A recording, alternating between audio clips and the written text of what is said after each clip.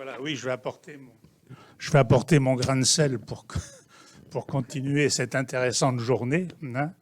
Et je vais parler, comme vous le voyez, bon, j'ai commencé à la préhistoire, la conquête romaine, l'Ancien Régime, et enfin, pour terminer par la révolution industrielle. Alors naturellement, le sel, considéré comme ressource minière, est tout à fait particulier parce qu'il n'y a naturellement aucun problème de réserve. Bon, je vais voir si ça...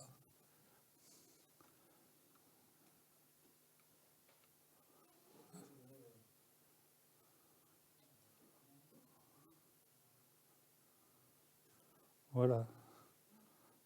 Voilà. Bah, écoute, tu me feras passer les photos.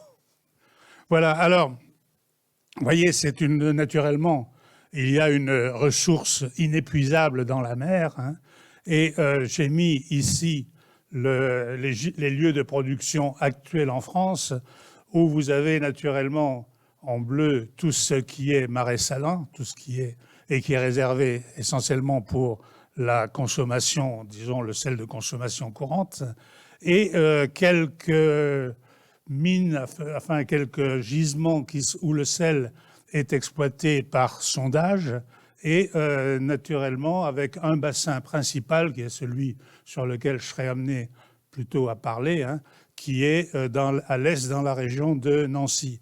Alors naturellement, du point de vue géologique, le sel fait partie des sédiments de la classe des évaporites, qui sont en quelque sorte de l'eau de mer qui est concentrée dans des bassins fermés.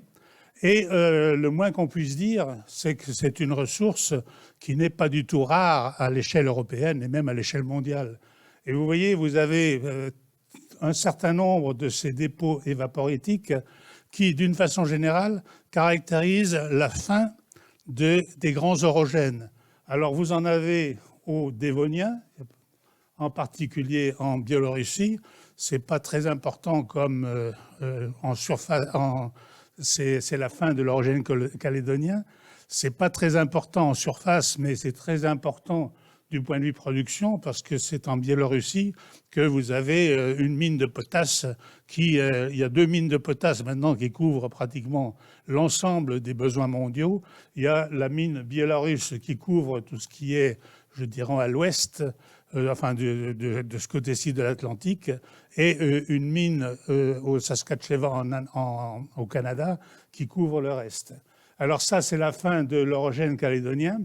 Sinon, vous avez l'immense mer du Zechstein, en bleu ici, qui est dans le Trias, qui est particulièrement bien développé en Pologne, Allemagne et en Europe du Nord. Et ensuite, paléogène, alors ça, c'est la fin de l'orogène hercynien. Et enfin, les gisements plus récents et même subactuels, avec surtout la période messinienne qui donne des dépôts sur le fond extrêmement important, sur le fond de la Méditerranée, qui au fond correspond à l'orogène alpin. Vous voyez, c'est une sorte de cycle. Et donc ça, on a, au point de vue réserve, on en a vraiment beaucoup plus qu'il en faut. Bon, là, suivante, oui. Alors, dès les temps préhistoriques, les hommes se sont rendus compte de l'intérêt du sel, pas tellement peut-être pour améliorer la qualité de leur nourriture, mais surtout parce que le sel permet de conserver les denrées périssables, en particulier la viande ou le poisson, et donc permet en cas de disette, permet de franchir le trou jusqu'à la prochaine récolte.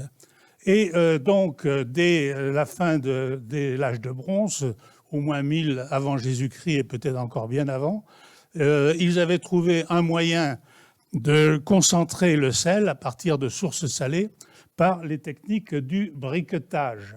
Alors, le briquetage, c'est tout simplement des petits récipients en argile dans lesquels que l'on met sur un feu, dans lesquels on met des solutions salines et on les fait chauffer jusqu'à ce que le sel se dépose. Ensuite, on fragmente, on casse l'enveloppe en terre cuite et on récupère les pains de sel. Alors c'est un peu ça qui, lorsque j'étais assistant à Nancy il y a bien longtemps, J'avais l'occasion de faire un petit peu, enfin pas mal de terrain dans la région, et j'ai eu l'occasion d'aller voir du côté de Marsal, là, où vous avez le briquetage de la Seille qu'on venait de découvrir à l'époque, et qui est vraiment incroyable. Et tu me ramènes, non, laisse la photo encore, oui. Et qui est incroyable au point de vue volume, parce que vous voyez, ça fait au moins 120 hectares sur une épaisseur de plus de 10 mètres, et ça modifie les paysages, puisque ça forme des véritables collines. Le village même de Mersal est construit sur une de ces collines, et ça montre qu'il y avait à l'époque une exploitation qui était vraiment industrielle, avec des grands circuits commerciaux qui existaient dès cette époque, et que l'on peut comparer. Il y avait une autre ressource qui aussi faisait l'objet de ces grands circuits, c'était les silex de la région de Maastricht, par exemple, que l'on retrouve jusque pratiquement dans toute l'Europe. Alors, cette technique de briquetage est extrêmement consomme beaucoup d'énergie, donc consomme beaucoup de bois, et ça amène tout un grand déboisement, disparition des forêts, et elle sera, je vais y venir, elle sera ensuite abandonnée par les Romains, par le système de poêle, qui est beaucoup plus économique. Cette photo suivante.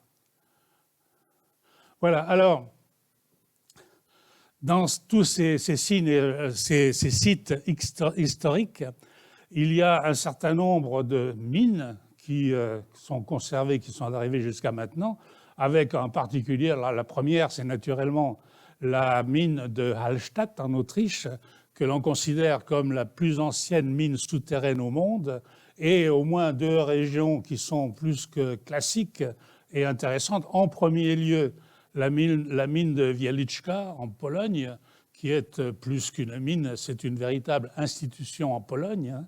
Et par exemple les salines de Bex aussi en Suisse, qui font l'objet actuellement d'une grande exploitation touristique. En France, j'y reviendrai, il y a une seule mine qui est encore active, qui est la mine de Varangéville en Lorraine, mais qui, au point de vue volume, au point de vue importance, ne peut naturellement pas se considérer avec ces anciennes mines. Photo suivante. Voilà, alors lorsque les Romains sont arrivés avec la conquête romaine, eh bien, il y a eu encore là de grands circuits commerciaux parce que les Romains, à la différence d'autres peuplades, je dirais, conquérantes, transportaient avec eux leur viande salée. Si bien que lorsqu'ils arrivaient dans un pays qu'ils voulaient conquérir, ils proposaient d'abord une sorte d'accord avec le pays assiégé, où s'ils acceptaient, eh bien, pratiquement, ils ne faisaient pas grand-chose. Ils demandaient simplement de quoi nourrir leurs chevaux, leurs bêtes, et un minimum de loctal, mais ils avaient avec eux leur propre victuaille, ce qui fait qu'ils n'avaient pas, comme faisaient les Huns par exemple, à détruire tout ce qui existait et à ne laisser que rien derrière leur passage. Ce qui est la raison principale pour laquelle les Romains ont pu finalement être assimilés par la population, ce qui a donné la Gaule romaine, la période gallo-romaine, et voilà. Et alors ça faisait, c'est-à-dire que le sel était indispensable pour transporter leur victuailles, et ils reprennent les sites préhistoriques. Ils modifient la technique, c'est-à-dire qu'ils font des poêles. Alors les poêles, ce n'est pas des poêles à frire, ce sont simplement de grands réceptacles en fer ou aussi en maçonnerie que l'on peut chauffer comme des fours et qui sont beaucoup plus économiques que les restants de briquetage. Et en Lorraine, les Romains étaient classiques pour faire de grandes voies de communication, de grandes routes. Et en Lorraine, ils ont fait la Via Salinaria qui part de Metz, qui va vers le nord, vers le Trèves et vers le sud, en passant par Moyenmoutier, Salles, traverse les Vosges au col de Hans, va faire Strasbourg au Sélestat pour rejoindre la Suisse et l'Italie. Et c'est donc ces routes qui sont tout à fait incroyables quand on voit le travail qu'ils ont pu faire. Et dans les forêts vosgiennes, on trouve énormément à différents endroits de ces restes des routes romaines, de cette Via Salinaria, avec ici c'est dans Rehan-l'Étape, là, et avec des chaussées en pleine forêt, des chaussées qui sont faites avec des pierres plates, et vous voyez que sur ces pierres plates, on distingue encore la trace des chariots qui, pendant des siècles, ont transporté le sel. Alors, je signale simplement, bon, tout ça, c'est facile à trouver, hein, mais je voudrais mentionner quand même le nom de cette dame, Hélène Lenatier, qui est une dame, c'est une ancienne chef d'entreprise de Nancy, qui, pratiquement, quand elle est à retraite, s'est pris pour un penchant sur l'histoire. Et c'est elle, tout ce que je vais dire sur la période historique, pratiquement, avant l'Ancien Régime, eh bien, ça vient de ce qu'elle a écrit. Elle a écrit sans faire de publication, pratiquement, hein, sauf peut-être elle était à l'Académie de Nancy, mais tout ce qu'elle a fait, on le trouve sur Internet. Hein, et c'est vraiment extrêmement précis et tout à fait remarquable au point de vue érudition. Alors, ces grandes voies là, de circulation, ce sont des circuits qui vont perdurer pendant tout le Moyen-Âge et qui vont assurer des échanges commerciaux de première importance. Photo suivante. Alors, du Moyen-Âge à l'Ancien Régime, alors les techniques d'exploitation, briquetage et poêle ne varient guère pendant tout le Moyen-Âge, avec l'abandon progressif du briquetage par des boisements. Et en Lorraine, dans la vallée de la Seille, vous voyez, la Seille dont le nom, bien sûr, dérive de celle, hein, l'exploitation vers l'an 1000 est assurée par quelques abbayes, Gorge Saint-Mihiel, en dépendance des évêchés de Metz et Toul. Alors, il y a un grand développement au XIe et XIIe siècle, correspondant à la flambée monastique des ordres cisterciens et prémontrés, et les salines deviennent de véritables trésors, et c'est à partir de ce moment que les grands de ce monde, c'est-à-dire les grands chefs des différentes régions, ont compris tout l'intérêt que le sel pouvait présenter en tant que source d'argent et de l'impôt qu'on pouvait en tirer. Voilà. Alors là, les salines ont été vendues au XIIIe siècle au duc de Lorraine, à qui elles procurent d'importants revenus. Alors le sel lorrain est exporté dans toute l'Europe avec ses propres monnaies battues sur place, reconnues par des changeurs au lieu de destination. Et l'exploitation se fait par fermage. C'est une technique qui aura sera ubiquiste pendant tout l'Ancien Régime, qui était encore mieux que l'impôt à la source, puisque le fermier devait payer avant coup au prince tout le produit qu'il espérait en tirer, et ensuite se récupérer naturellement sur l'habitant.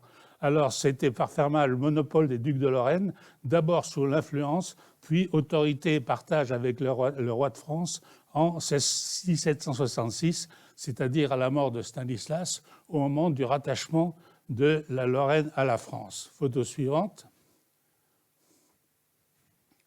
Photo suivante, tu peux... Oui. Alors voilà, lorsque l'on passe à l'Ancien Régime, et le sel, naturellement, est considéré comme un impôt idéal. Et dès le Moyen-Âge, la vente du sel est un monopole d'État, l'ordonnance du Philippe VI en mars 1342. Et c'est un régime qui est conservé par les souverains successifs avec un système de ferme. Un fermier fait l'avance au souverain puis se rattrape sur l'avance, avec ce nom que tout le monde connaît et qui reste encore maintenant presque un symbole, qui est le nom de la gabelle. Alors, au XVIIe siècle, il y a 6 fermes régionales rassemblées par Colbert en 1680 en une ferme générale. Et la recette de tous les impôts indirects, le sel représentant enfin un tiers des recettes globales de l'État, ce qui est absolument énorme. Alors, c'est à cette époque qu'on voit un certain nombre de bâtiments grandioses, donc le plus beau symbole est la saline d'Ars et Sedan, hein, dans le Jura. Mais le système est injuste et très impopulaire, avec alors, après Colbert, la France est divisée en régions avec des régimes très différents. Alors, d'abord, je vais vous montrer la carte. La Grande Gabelle avec un impôt maximum, c'est le nord de la France, obligation d'achat. Avec la Petite Gabelle sud-est, on a le même système de distribution, c'est-à-dire qu'on faisait des grands greniers à sel dans lesquels le sel était entreposé. Et dans le pays de Grande Gabelle, les gens étaient obligés de consommer, c'est-à-dire qu'ils étaient tenus d'acheter le sel. Par contre, dans le sud-est, le système est un peu plus souple parce que la consommation est libre. Alors, il y a toute la partie du sud-ouest que l'on appelle les pays redimés et qui, en fait, sont les anciennes populations anglaises de la période de 100 ans. Vous voyez, ça, c'est une règle à peu près générale. Lorsque un pays, en l'occurrence la France, récupère des provinces qui n'étaient pas sous son autorité, elle conserve dans une certaine mesure, pour ne pas trop se mettre à mal avec la population, les avantages du régime précédent. C'est exactement ce qui s'est passé en Lorraine et Alsace annexées, avec le régime encore maintenant. La sécurité sociale en Lorraine n'est pas la même que la sécurité sociale dans le reste du pays. Alors ça, c'était donc les anciennes populations anglaises. Et ce pays redimé, c'est-à-dire que la région a payé au roi de France une somme forfaitaire et en l'échange, ils n'ont pratiquement presque plus rien à payer chaque année. Et alors, il y avait aussi de nombreuses régions qui étaient exemptées et les régions exemptées, comme on peut s'imaginer, c'était les régions qui étaient très proches des sources du sel, c'est-à-dire soit en Bretagne, avec les marais salants, ou bien le nord de la Flandre, ou bien dans certaines régions de l'Est, tout près des sources salines. Naturellement, c'était pour éviter, dans une certaine mesure, la contrebande, mais on ne l'évitait pas quand même. Et vous savez, ça se retrouve dans la littérature, la légende des faux sauniers, les gabelous, les forces de police, les gabelles pourvoyeurs de galères et tout ça, ça fait vraiment partie des classiques de notre littérature. Alors, il y a eu des conséquences, je reviendrai un petit peu là-dessus, des conséquences imprévues lorsque la gabelle a été supprimée à la Révolution. C'est que du coup, ça a ruiné des milliers de familles qui vivaient du commerce illégal du sel, et certains historiens supposent que ça a été une des causes principales des luttes contre la Révolution dans certaines régions, en particulier de l'ouest de la France, notamment la chouannerie. Vous voyez, c'est la révolte des Chouans, c'était les familles qui étaient complètement ruinées par cet abandon de la gabelle. Photo suivante. Alors voici, d'une part, une illustration pour les greniers à sel. C'était des énormes constructions dans lesquelles on entreposait le sel et où, dans des tonneaux ou des sacs, les gens ensuite venaient se servir. Et voici la carte de ces différents pays de gabelle. Alors ça, c'est la Grande Gabelle. Ça, c'est la région de Petite Gabelle, dans le sud-ouest. Ça, c'est la région, les anciennes possessions anglaises, qui sont les pays redimés. Et ici, en très clair, ce sont les pays exemptés. Alors vous voyez que la Grande Gabelle, c'était finalement une région relativement limitée, mais qui procurait l'essentiel des ressources au roi de France. La photo suivante. Alors, cette période a vu la construction de quelques bâtiments absolument spectaculaires. Et le plus spectaculaire, c'est cette saline d'Ars et Senan, qui était construite par Clément Ledoux en 1775, vers 1775-1780. Et Clément Ledoux avait vu au départ, avait prévu de construire la saline dans un cercle parfait en faisant une sorte de symbole de cité idéale, avec le bâtiment de la saline au centre, et ensuite, là c'était aussi les bâtiments de production, et tous les bâtiments d'habitation en quelque sorte, qui faisaient cet art de cercle. Au départ, ça devait être un cercle complet, avec je dirais, un équilibre remarquable entre les bâtiments et les terrains verts. C'était vraiment un modèle d'architecture.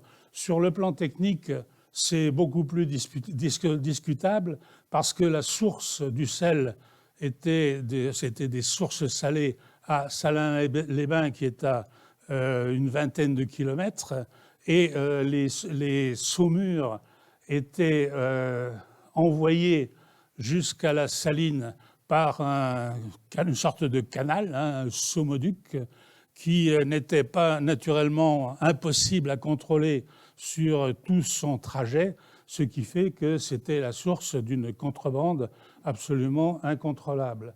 Et pendant le Second Empire, la saline n'est plus adaptée au monde moderne, en particulier les ressources ne sont pas suffisantes, si bien que la production s'arrête en 1895. Mais comme pour les anciennes mines des temps préhistoriques, eh bien, la seconde vie, en quelque sorte, est donnée par l'exploitation touristique. Et naturellement, cette saline Ars-et-Senans est un site touristique absolument célèbre. Photo suivante.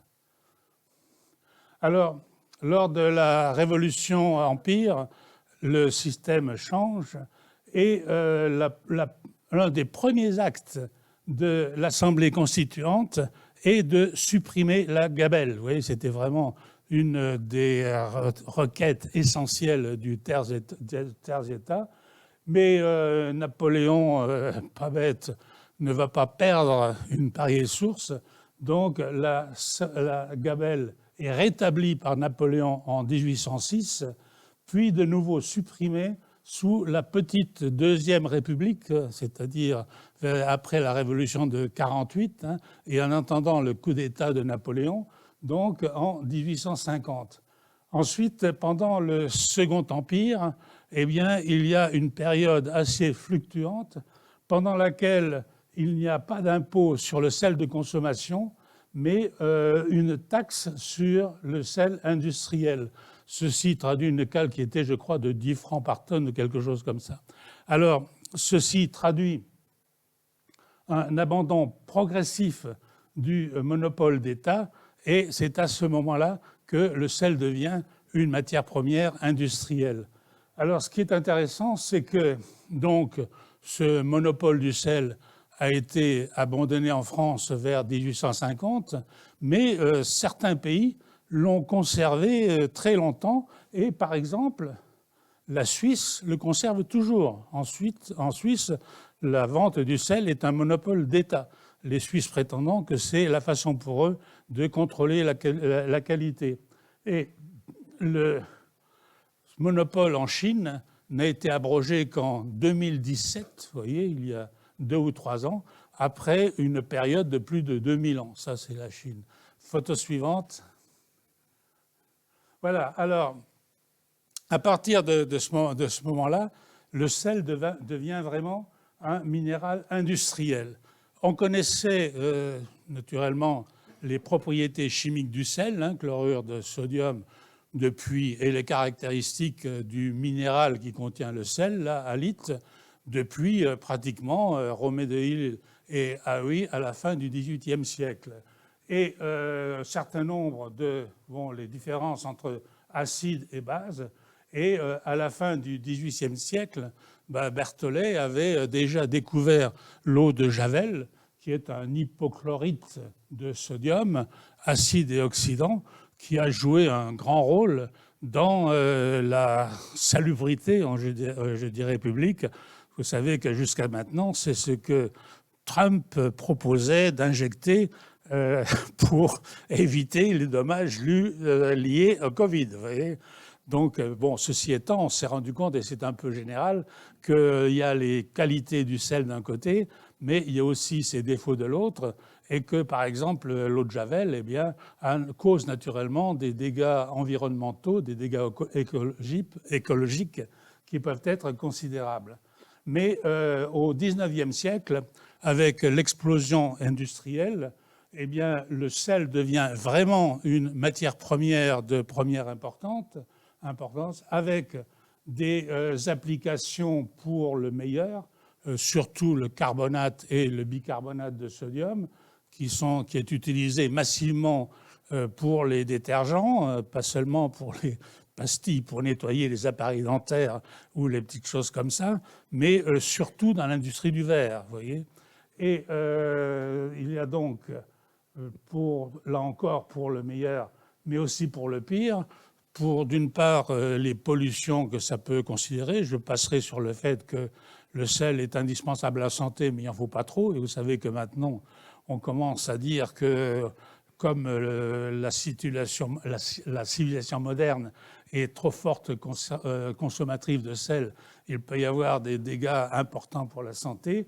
Et surtout, par exemple, les gaz de combat de la Première Guerre mondiale étaient, pour une grande partie, ça faisait du chlore, hein, l'hyperite c'était du chlore, donc c'était des dérivés plus ou moins du sel. Alors ce qui est important, c'est que pour ces besoins industriels, là, on change totalement d'échelle et l'industrie nécessite de gros tonnages qui sont produits par deux procédés. Avant 1870, le procédé Leblanc, qui était un procédé un petit peu assez complexe, dans lequel il y avait une période de calcination, de sulfurisation. Ça donne un rendement qui est relativement faible et c'est un procédé qui est très gros consommateur d'énergie, polluant, rejet de chlore, d'acide chlorhydrique et de sulfure. Et après 1870, deux frères belges, enfin, en particulier les frères Solvay, on découvre un nouveau procédé tout à fait intéressant, le procédé Solvay, qui fait appel qui est relativement simple, mais qui fait surtout appel à une réaction entre les solutions salines et de l'ammoniac. Et l'ammoniac lui-même est restitué et recyclé dans le cours du traitement. Et l'ensemble, le bilan global, on fait du NaCl, c'est-à-dire du chlorure de sodium, plus du CaCO3, le calcaire, qui est transformé par le produit intéressant qui est donc ce qu'on appelle vulgairement la soude, mais enfin qui est un carbonate de sodium, qui est soit le carbonate de sodium, soit le bicarbonate, hein, dans lequel CO3H est là, et avec comme déchet le chlorure de calcium. Alors ces frères, photo suivante. Photo suivante. Voilà, alors ces frères Solvay étaient donc établis près de Charleroi, mais on trouvait que le site de la Lorraine était tout à fait adéquat parce que d'un côté, il y avait un gisement de sel qui était important, et d'autre part, il y avait les calcaires, hein, tous les côtes calcaires des environs de Nancy, le Bajocien et autres, là, qui leur donnaient les carbonates, et aussi les forêts qui leur donnaient la source d'énergie. Donc, ils sont venus s'établir en Lorraine, mais auparavant, il fallait vraiment être sûr de l'importance de ce gisement lorrain. Et là, je voudrais dire quelques mots sur une personne dont tout le monde connaît le nom, tout au moins tous ceux qui ont fait un minimum de stratigraphie connaissent le nom et connaissent surtout cet étage des grès à Voltsia, hein, qui est nommé à partir d'un fossile ressemblant à une fougère, dont le nom Voltsia dépend de ce personnage-là, Philippe Louis Volz. Alors, si tout le monde connaît le grès à Voltsia, je me suis rendu compte que peu de gens connaissaient l'importance que cette personne a eue pour toute la géologie de l'Est de la France, et je vais en dire quelques mots. Vous voyez, il est né en 1785, il est né à Strasbourg d'un père pharmacien. Il fait, en 1863, il intègre l'école polytechnique. Ensuite, il est admis à l'école des mines. Je reviendrai là-dessus, pas tout de suite, parce qu'à l'époque, il n'y a pas d'argent pour qu'il puisse intégrer l'école des mines. Donc, il attend 2 ans pour qu'une place se libère, en quelque sorte.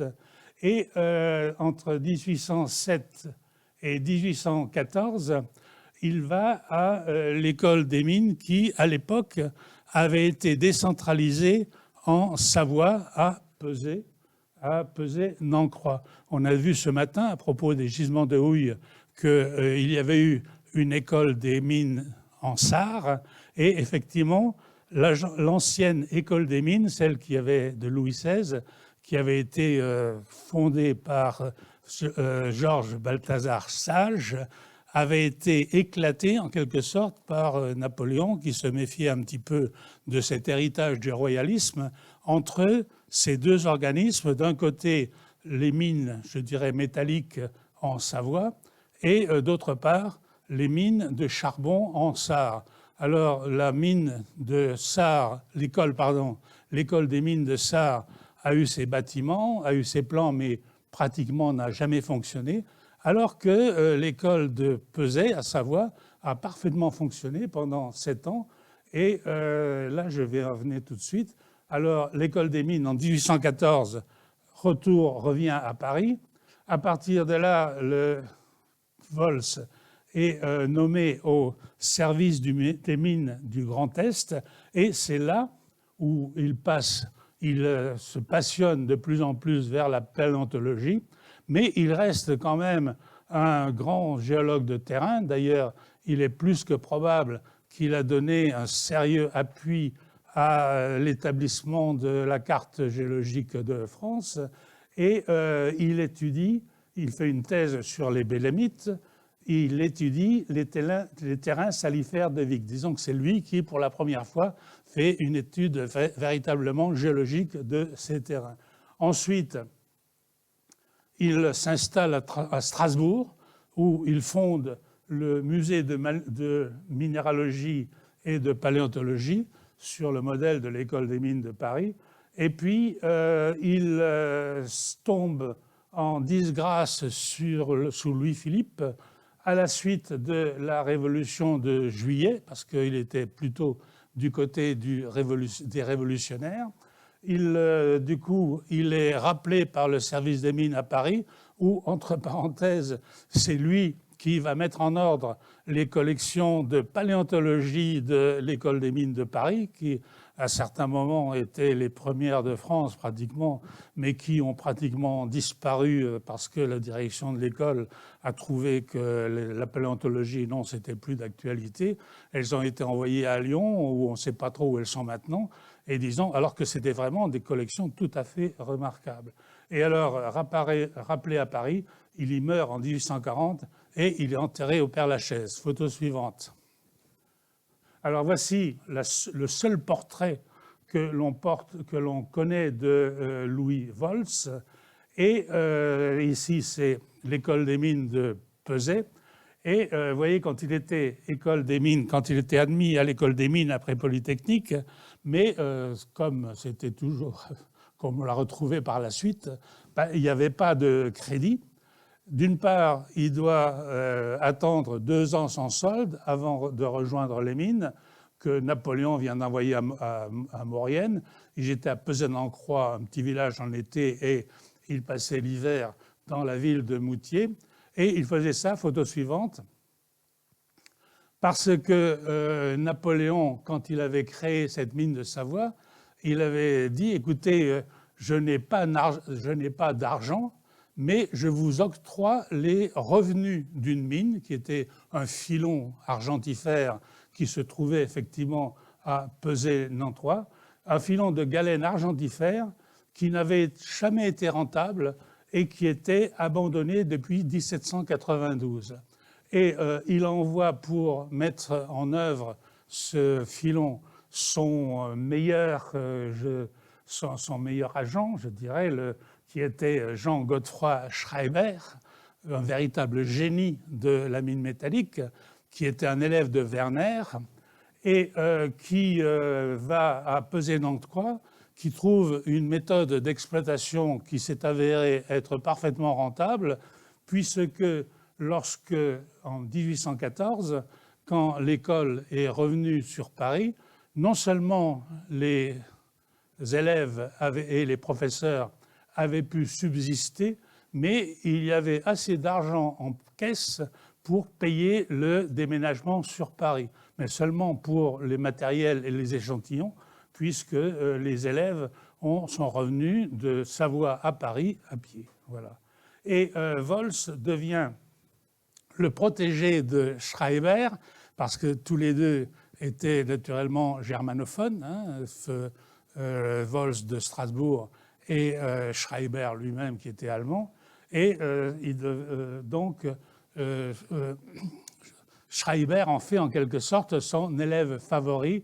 Il le charge d'enseigner l'allemand aux élèves, ce qui était important à l'époque, puisque l'essentiel de la minéralogie provenait des écoles allemandes. Et à la sortie ensuite, il est diplômé en 1808, et Schreiber l'envoie dans les Alpes pour prospecter de nouveaux gisements dans les Alpes, mais Vols était d'une santé relativement fragile, le terrain dans les Alpes était un peu trop difficile pour lui, et il demande un congé de 6 mois, à l'issue duquel il est envoyé dans la province de Liège, en Belgique. Photo suivante. Alors, il passe 2 ans à Liège, se familiarisant avec les techniques d'exploitation des mines souterraines, et ensuite, c'est là où il va s'intéresser aux mines de sel et gypse de l'Est, surtout aux mines de sel, à Vic-sur-Seille et à Hayange. Et dans ces terrains sédimentaires, il découvre de nombreux fossiles, ce qui va l'entraîner de plus en plus vers la paléontologie. Et à la fin de sa vie, il se considérera, d'ailleurs c'est ce qu'il fait dans ses écrits, il écrit d'ailleurs absolument indifféremment en allemand et en français, et c'est assez amusant de voir le détail de ses publications, parce que tout ce qui a trait plus ou moins aux mines, il le publie en français, alors que tout ce qui a trait aux fossiles, il le publie plutôt en allemand. Et en 1814, il prend la charge du service des mines et des usines du 9e arrondissement minéralogique, alors Bas-Rhin, Meurthe et Vosges, et puis finalement toute la période de l'Est, puisqu'il va couvrir en plus le Haut-Rhin, la Haute-Saône et la Moselle. Photo suivante. Alors voilà, c'est là où, vers 1818, eh bien, a lieu à Vic-sur-Seille, enfin dans cette région du bassin salifère lorrain, des sondages faits pour la recherche de houille. Là encore, c'est ce qu'on a vu ce matin, c'est qu'on cherchait à l'époque l'extension des bassins houillers. C'était en Lorraine, c'était l'extension du bassin de la Sarre. En Alsace, après 70, ce sont les Allemands qui ont cherché l'extension des bassins de Ronchamp et autres, des bassins des Vosges du Sud. Et dans les deux cas, les sondages ont trouvé, non pas de la houille, mais ont trouvé du sel à Vic-sur-Seille à une profondeur d'une centaine de mètres, une couche de sel continue de 10 mètres, épaisse de 10 mètres. En Alsace, ça a été plus profond, puisque les sondages ont dû aller jusqu'à 1000 mètres. Et on a trouvé, là encore, pas du tout de la houille, mais c'est là où on a trouvé les mines de potasse d'Alsace, qui est l'autre évaporite. Le premier évaporite, c'est le sel-gemme, NaCl. Et lorsque le processus d'évaporation se poursuit, on passe ensuite à d'autres produits pour se terminer maintenant par les sels de potasse.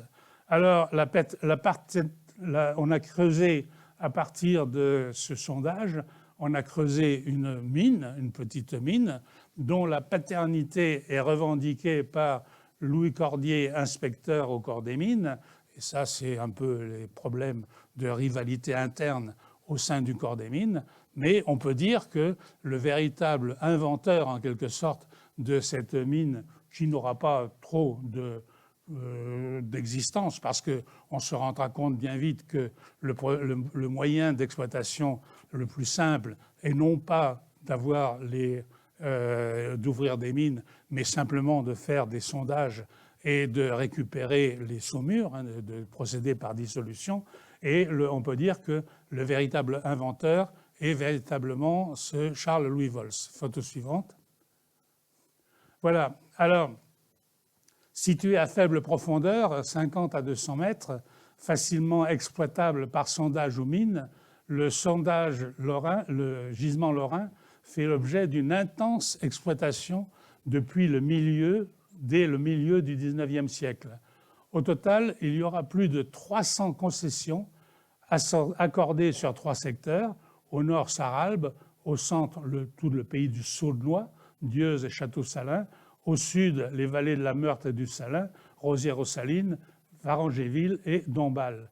D'abord, alors là, une évolution qui est tout à fait générale, hein, systématique.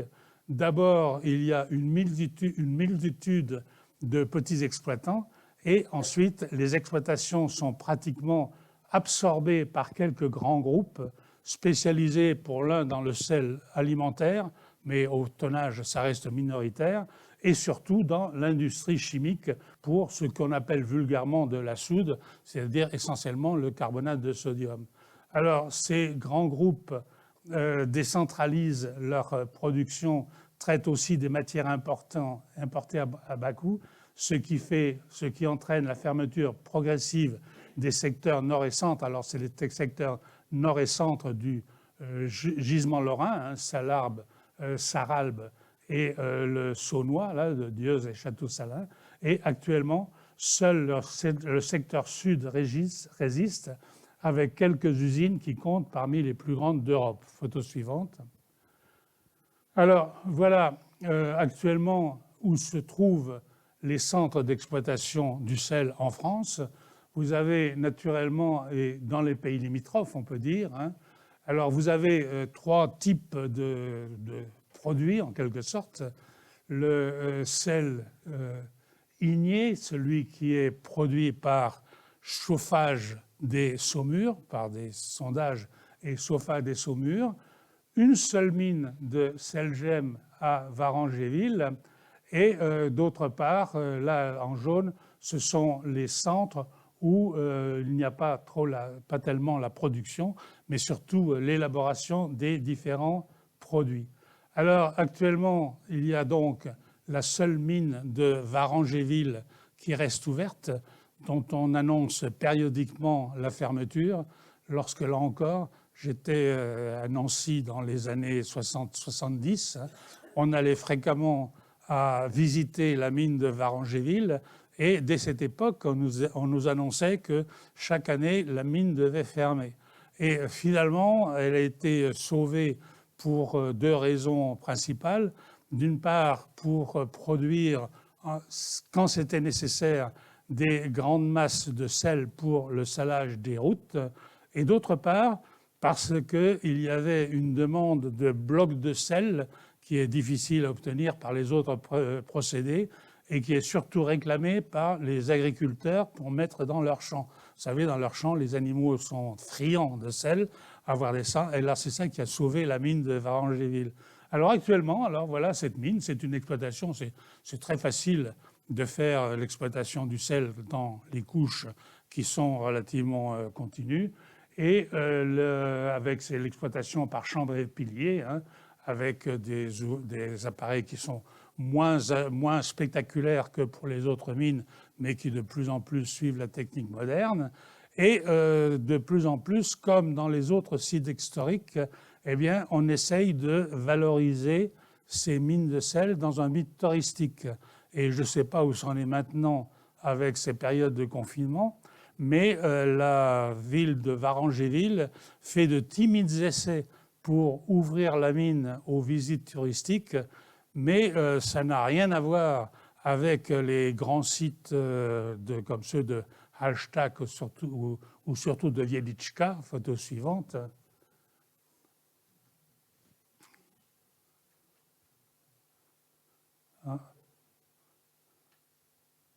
Il ne veut pas venir. Voilà, alors voilà une photo de la mine de Wieliczka, hein, qui est une véritable institution en Pologne et que je vous engage vivement à visiter si vous passez par là. D'ailleurs, si vous allez du côté de Cracovie, vous n'y échapperez pas, hein, parce qu'il y a une telle pression touristique qu'il faut y aller. Et vous voyez, à l'intérieur de la mine, il y a d'énormes salles qui sont soit pour le salut du corps, pour les Polonais prétendent que c'est bon pour la santé, donc ils en ont fait ce qu'ils appellent des sanatoriums, soit pour le salut de l'âme, et donc ils en font des chapelles. Et ici, vous avez la chapelle Sainte Kinga. Alors, nous avons ici une Kinga dans la salle. Voilà. Donc, et c'est vraiment spectaculaire. Vous voyez, c'est immense, avec des statues qui ont été faites par les mineurs, hein, et qui décorent absolument tous les murs de la mine.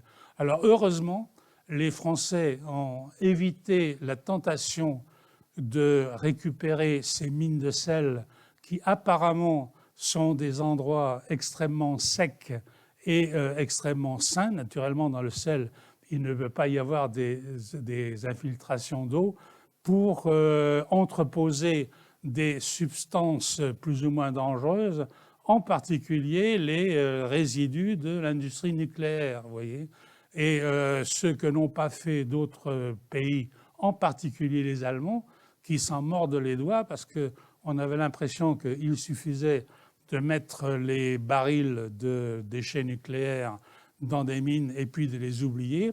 Et Röder, mon collègue, le spécialiste des inclusions fluides, avait montré depuis longtemps, parce que les Américains avaient eu exactement la même tendance, que les cristaux de sel contiennent des inclusions d'eau, des inclusions de l'eau-mer, d'eau fluide, et que sous l'influence d'un gradient de température, ces inclusions ont tendance de migrer à l'extérieur de la source chaude, donc vont être susceptibles de traverser des épaisseurs au bout de quelques années, au bout de quelques dizaines d'années, des épaisseurs qui peuvent être relativement considérables, de l'ordre de la dizaine ou même de la centaine de mètres, et donc transmettre les pollutions à l'extérieur. Et les Allemands qui avaient pris quelques mines pour y entreposer des tas de barils de déchets nucléaires, eh bien, sont amenés à ressortir leurs déchets pour les mettre ailleurs, ce qui naturellement pose des problèmes absolument majeurs. Bon, photo suivante. Alors, voilà, c'est donc dans l'Est, les deux frères Solvay sont venus s'établir dans la région de Dombasle. Alors, auparavant, il y avait de nombreuses entreprises qui étaient installées en Lorraine. À Dieuze, en 1842, la société Calais-Saint-Paul.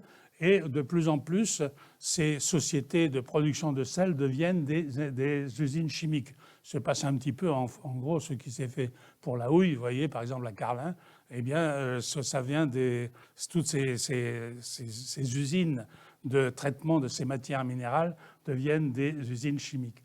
Alors, en 1859, Ernest Solvay et son frère découvrent son procédé en Belgique à Charleroi. Et la production de soude passe de 300 tonnes par an en 1866 à 175 000 tonnes par an en 1905. Et aujourd'hui, au minimum, 700 000 tonnes par an de carbonate de soude et 120 000 tonnes de bicarbonate. Et surtout, Solvay est devenu un énorme consortium et pratiquement une des 3 premières entreprises chimiques au monde, avec 25 000 collaborateurs dans 62 pays. Et pratiquement, Solvay a absorbé, on peut dire, tous les fleurons de l'industrie chimique française, absorbant Saint-Gobain et surtout Rhône-Poulenc, qui était le grand producteur de Saint-Gobain, le grand producteur de verre. Et en 2011,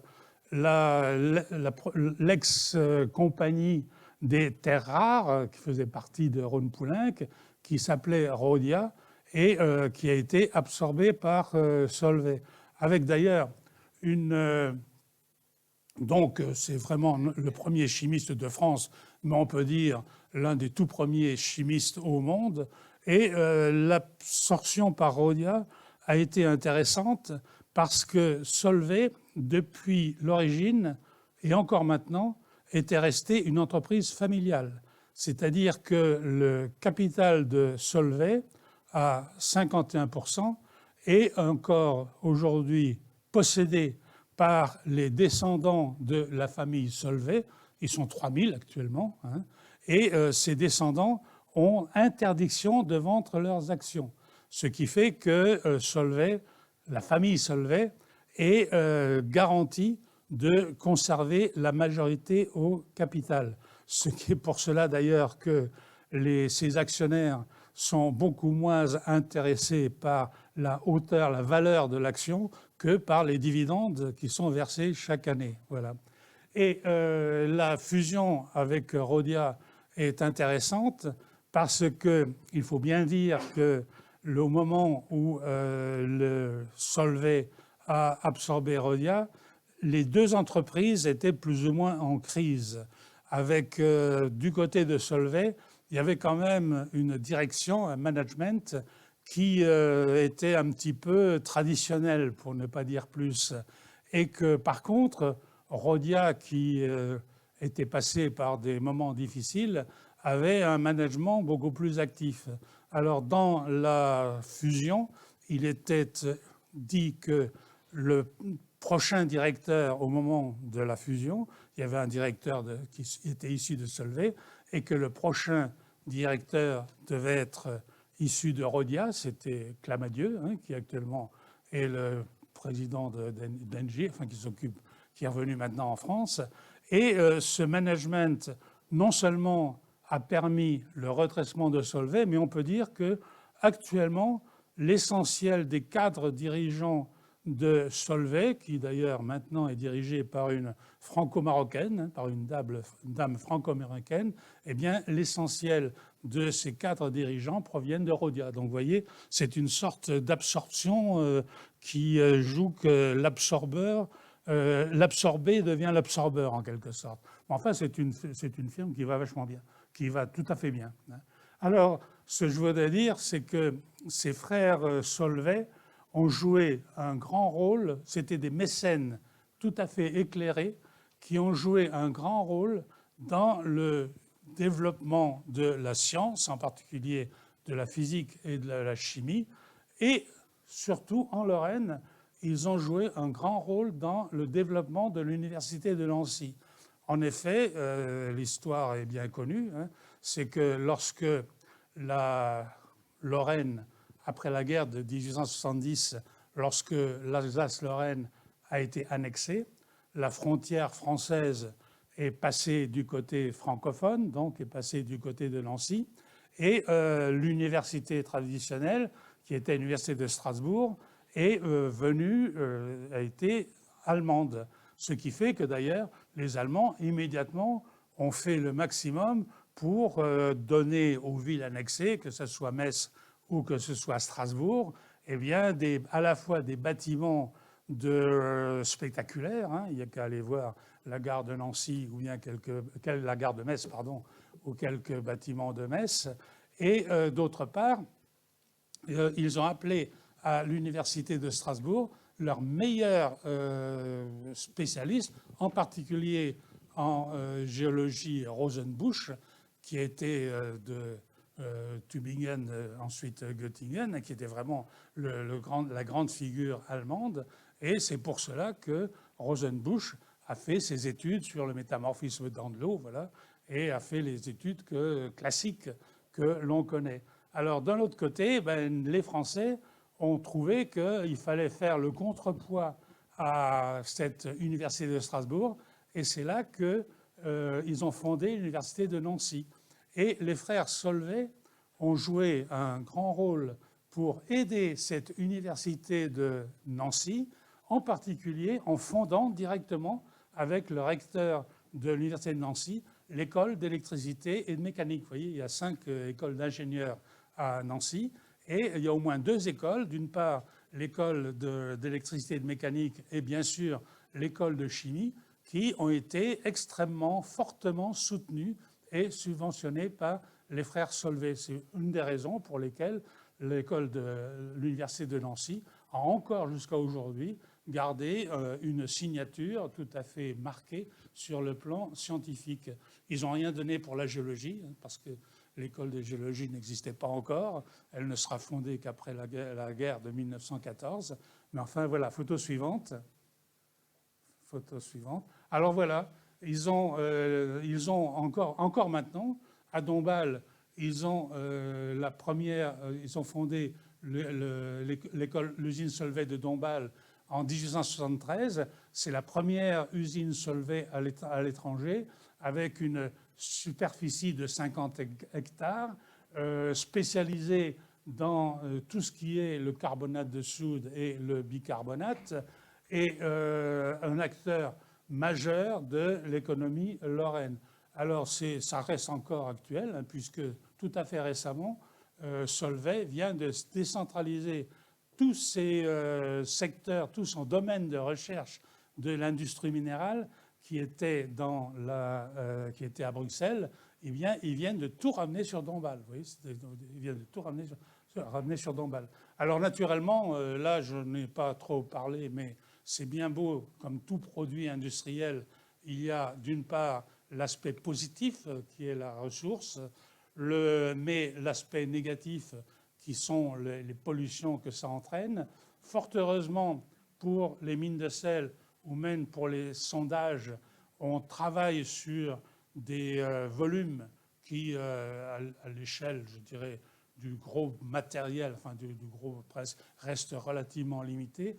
Donc, on n'a pas pour ces exploitations les dommages que l'on peut avoir pour d'autres exploitations par sondage, en particulier pour le pétrole, qui sont, ou même pour les mines de fer, qui sont les affaissements de terrain. Vous voyez, ça reste, pour le moment, ça reste quand même relativement limité.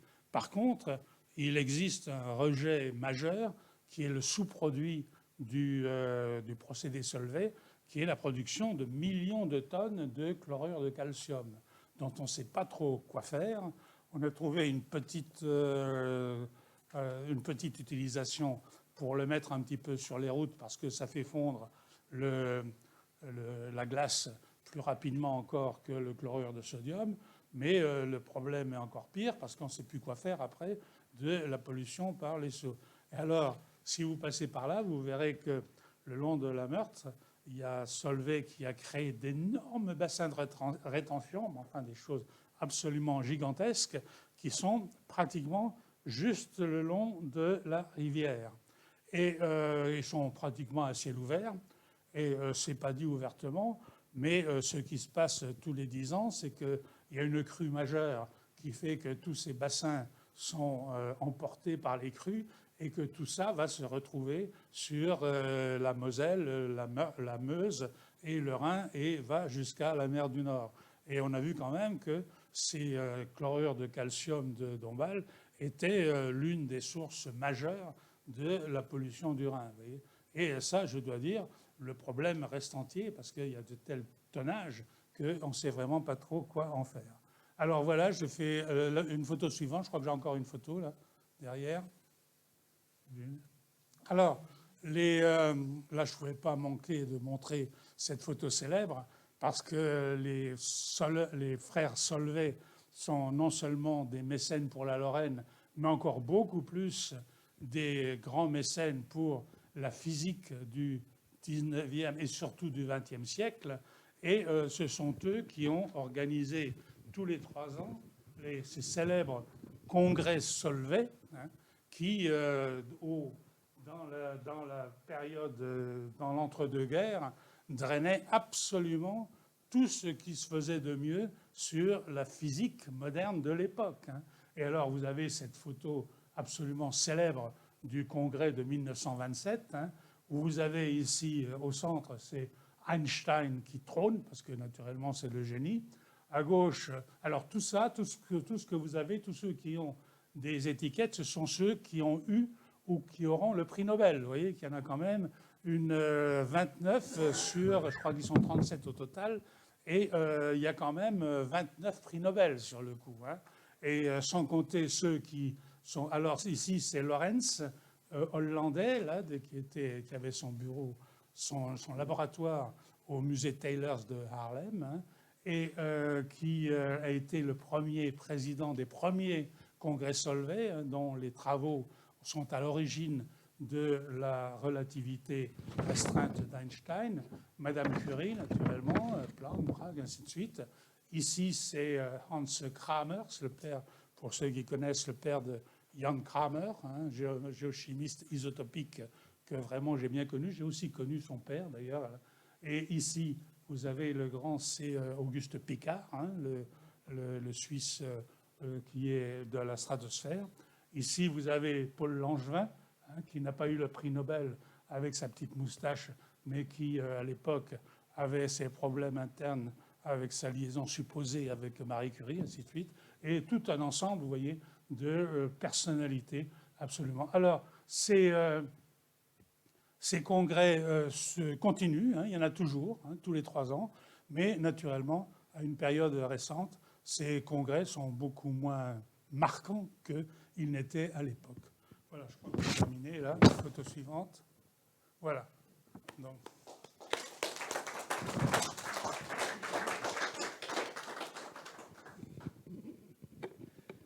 Merci beaucoup, Jacques, pour ce très bel exposé. J'allais dire qu'il ne manquait pas de salle, évidemment. Qu'il ne manquait pas de salle, oui. Est-ce que vous avez des questions à poser à Jacques? Oui, c'est... Attendez, Richet, Pascal. Richet?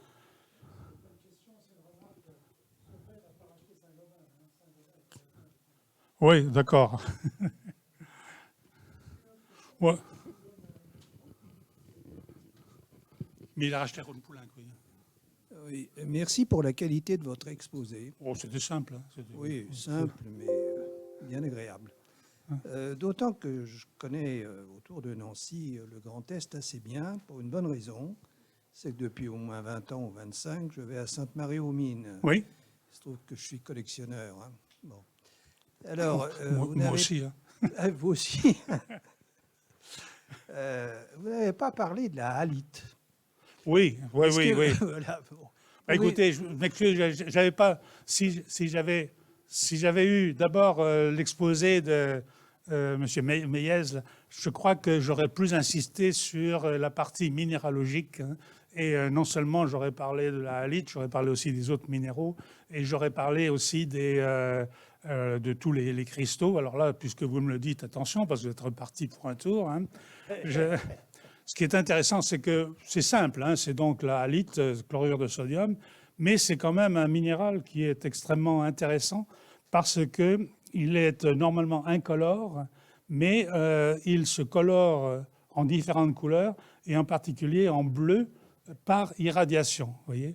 Et si vous allez à Sainte-Marie-aux-Mines, vous verrez que parmi les minéraux qui sont exposés comme ça, eh bien, vous avez des magnifiques cristaux dans lequel vous avez le sel blanc, voyez, et puis de temps en temps, vous avez des magnifiques cristaux bleus. Voyez. Alors, vous savez à quoi c'est dû? Précédente, moi, j'ai été séduit par cette couleur, et je crois bien que je dois avoir, en cherchant bien, disons, de couleurs vertes aussi. Oui, aussi des couleurs vertes, mais surtout le plus caractéristique, c'est vraiment le bleu. Et ça, en fait, c'est dû à l'irradiation par le potassium radioactif. Voyez. C'est-à-dire que c'est un échantillon dans lequel vous avez un début de cristallisation des sels de potasse, voyez, et que lorsque vous avez un atome de potassium qui est voisin, c'est celui qui crée le sel en bleu. On peut aussi ajouter, et ça j'aurais pu le faire, c'est que les cristaux de sel ont joué un grand rôle dans le développement de la cristallographie, puisque ce sont ces cristaux, faciles à faire et faciles à obtenir, qui ont les premiers attiré l'attention de personnes comme Romée de Lille, vous voyez, quand il a fait toute son étude géométrique sur les cristaux. Et il avait d'ailleurs à l'époque la première classe de ces cristaux, qui étaient les cristaux salins. Alors d'une part, il avait vu les formes géométriques, d'une part, mais d'autre part, il avait aussi attiré son attention sur le fait que ces cristaux étaient déposés par l'eau. Donc, il en a déduit, alors là, il allait un peu loin, mais ce n'est pas de sa faute, que tous les autres cristaux ressortaient aussi du même processus, c'est-à-dire d'un processus aqueux en quelque sorte. Et que c'est ça qui est la grande cause de la doctrine que l'on a appelée ensuite le neptunisme. Voilà, j'arrête là parce que je peux te faire une autre conférence. Merci beaucoup, Jacques. Il faut qu'on écoute le dernier exposé.